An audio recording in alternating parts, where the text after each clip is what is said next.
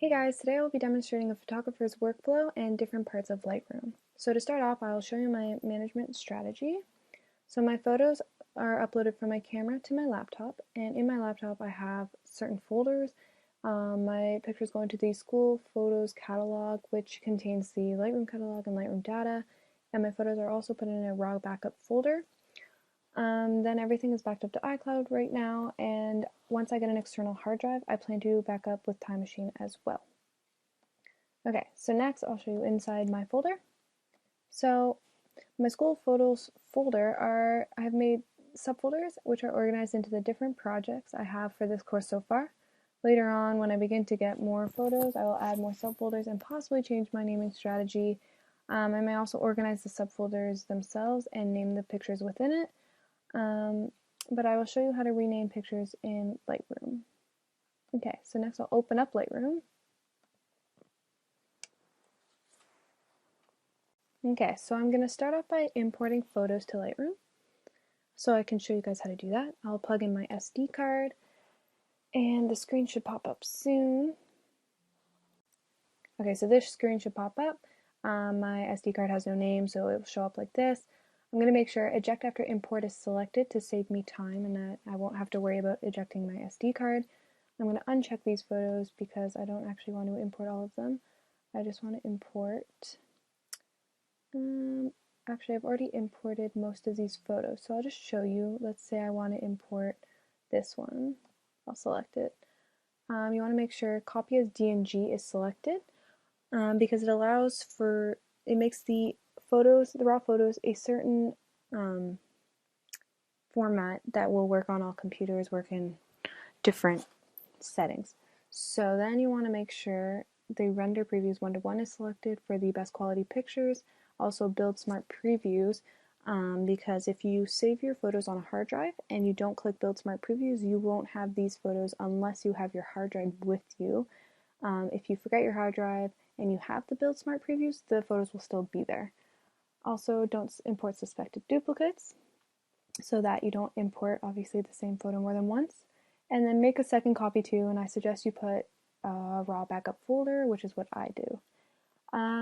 Then for your metadata, I have already my copyright information, so you can fill yours in or you can just leave it for now. Then you can also add keywords, but I'll show you how to add keywords later if all the keywords don't apply to all the photos you're importing.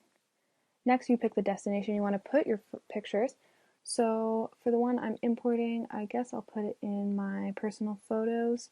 I have the different assignments, so if I did import the assignments and I wanted to put them in one of these folders, I would obviously just pick a different folder. But for now, I'll just leave it at that. And if you want to save your settings that we just did, you can do import preset and save current settings as new preset, and then you would name it. But for now, I'm not going to do that right now. Then you press import. But I'm not actually going to import this photo. I don't really need it right now. So I'll leave it and I'll exit out of the screen. But for you guys, it will take a little bit of time to actually import your photos depending on how many you have. So next I'll show you how to rate your photos. Okay, so I'll rate these ones along here in my timeline. Okay, so I'll start by flagging my pictures. So if you have certain pictures that are kind of similar, so I'll go to grid view by pressing G. If you have them that are kind of similar, so like these three right here, you can select them all and then press compare view or survey view. I'll start with compare view. So for compare view, it shows two pictures at a time, and it allows you to basically just see which one you like best out of the two and then move on to the next picture. So I personally like this one, so I will switch them, and then the next photo will pop up automatically. And I still like this one better. The composition I think is better overall. So then you can end up flagging it. So I have it flagged already, and you can also rate it. And I'll show you how to do that. You can also do survey view, so it brings up all the photos at once and you can see them at the same time. I don't like this one, so you get rid of that one and then you compare the two, and that's that. Okay, so next I'll show you how to rate with stars. So I like this photo. Go into loop view. I like it, but I don't think it is portfolio worthy, so I'm going to give it 3 stars for now, and I can possibly revisit this later. What else? I do really like this photo, so I will give this one 4 stars, and I will revisit it later on as well too.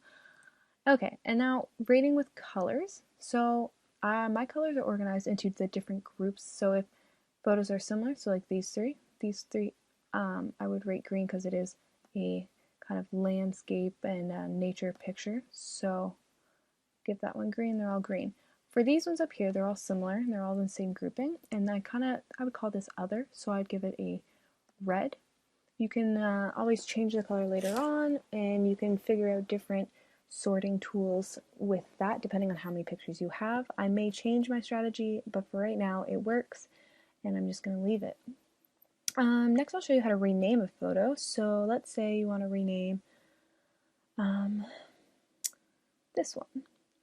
I would go over to this side and go down to metadata, and the file name should be right here, and then you would just type in your new name and then press enter, and it will show up on the picture. So I'll name it Kingston Wedding Kingston Wedding Party, and I can always rename it again. Then if I press enter and then I click on it, it will show up here, and then it will also change within your in your documents on your computer as well. Then you can also add keywords. So I added Kingston Wedding to this because all my wedding photos are under that. And if I want to search for a photo later on and I use the keywords, this will pop up if I type in Kingston Wedding.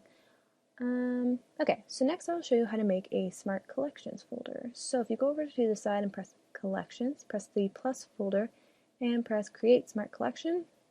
So a Smart Collection is a folder that has certain rules to it. So you put the certain pictures, it will follow the rules and put the pictures that follow the rules in the folder. So I'm going to make it rating is greater than or equal to 4 stars. I'll call this collection set Portfolio Pictures. And then I will add another rule, and it will be a pic flag. It has to be a pic flag, and it has to be flagged. You can also make different ones if you want all your reject pictures in one folder. You put the pic flag is not flagged. And then you can also add keywords by, let's say you go here, you go down to other metadata and go to keywords, and then you can type in the keywords you want the pictures to have, and it will show up if they have them. But for right now, I'm just going to leave it at that, and I'll press create. Okay, so only one picture shows up because it follows the 4-star rating and the pic flag, and that is the only one that follows that.